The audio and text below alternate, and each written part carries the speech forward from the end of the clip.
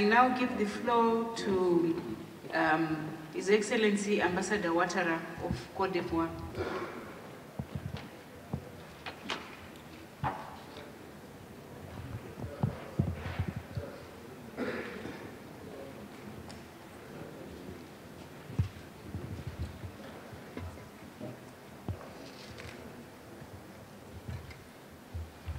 Madame la Présidente, Madame la Vice-Présidente, Mesdames et Messieurs, c'est un réel plaisir pour moi, pour la première fois, de prendre la parole au sein de votre auguste Assemblée, et particulièrement à l'occasion de la 14e session de la Conférence générale de l'ONUDI. Qu'il me soit permis, au nom du gouvernement ivoirien, de vous adresser à tous et à toutes mes chaleureuses et sincères félicitations. Madame la Présidente, permettez-moi de vous exprimer mes vives félicitations pour votre élection à la présidence de la 14e session de la Conférence générale de l'ONUDI. Mes félicitations s'adressent également à tous les membres de votre bureau. Je voudrais les assurer la totale disponibilité de ma délégation pour le succès de cette session. Je voudrais également rendre hommage à votre prédécesseur, Son Excellence M. Akhtar Soltanié, ambassadeur de la République islamique de l'Iran, qui a réussi la pleine mission lors de sa 13e session. C'est aussi le lieu de féliciter et de remercier le secrétariat pour l'excellente organisation de cette session, ainsi que pour la qualité des documents fournis. Je voudrais m'adresser au directeur général de l'ONUDI, Dr Kandé Youmkela, pour lui exprimer la reconnaissance du gouvernement ivoirien pour l'attention particulière qu'il n'a cessé de porter à notre pays, dans le cadre particulier de la reconstruction post-crise. Monsieur le directeur général, sous votre mandat, la coordination technique entre l'ONUDI et la Côte d'Ivoire a été exemplaire et a connu un essor exceptionnel malgré la longue et grave crise que nous avons traversée en Côte d'Ivoire. Je voudrais, avec votre permission, insister surtout sur la nouvelle vision de la Côte d'Ivoire aujourd'hui. La paix est revenue. La Côte d'Ivoire a décidé à nouveau de s'engager résolument sur la voie du développement. Mon pays, dans cette voie, c'est pouvoir compter sur le soutien de tous ses partenaires, au nombre desquels l'ONUDI occupe une place privilégiée. Excellences, Mesdames et Messieurs, mon pays s'apprête à organiser le 11 décembre prochain des élections législatives, au terme desquelles le pays sera doté de l'ensemble de ses institutions démocratiques.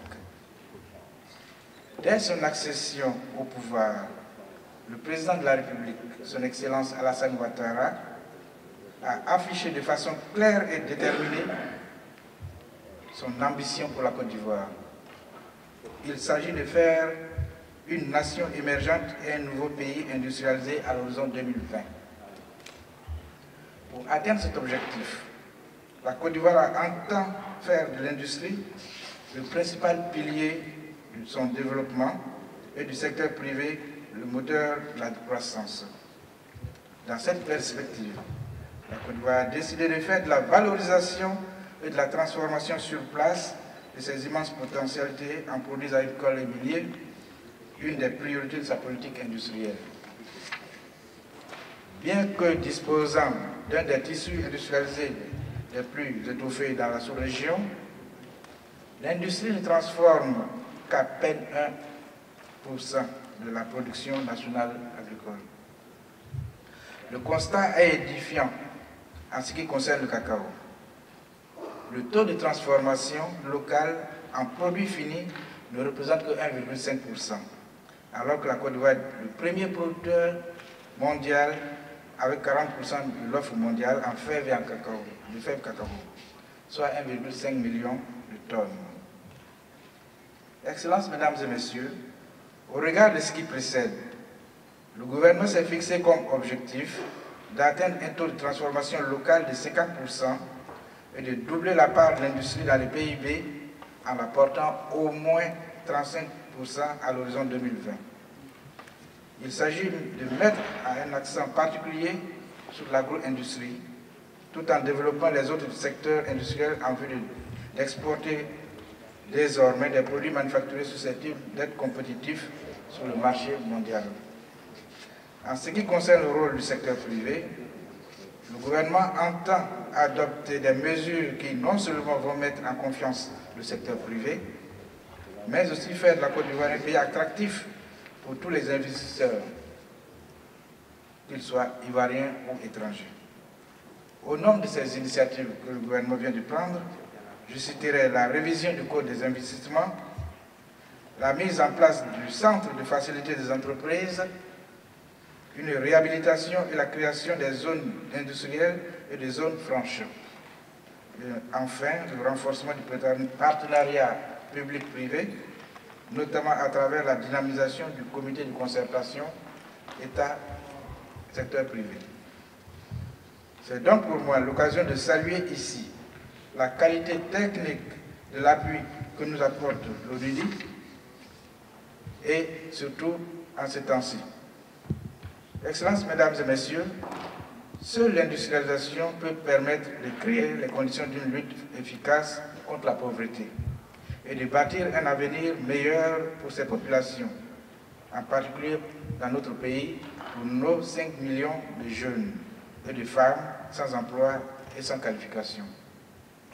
Les enjeux actuels du développement en général et de l'industrialisation en particulier, qui intègrent les problématiques de l'énergie et à l'environnement, nécessitent une coopération internationale renforcée, notamment en matière de transfert de technologie et de savoir-faire.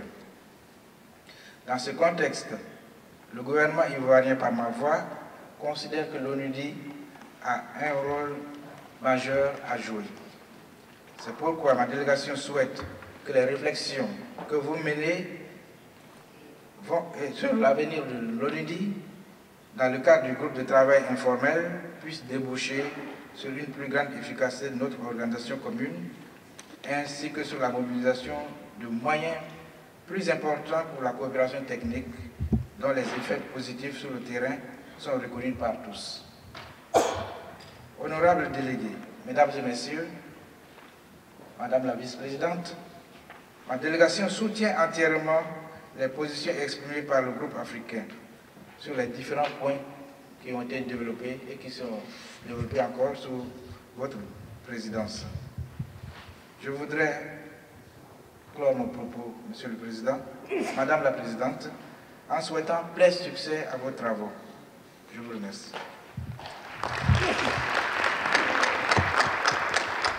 Thank you, Excellency, for the kind words towards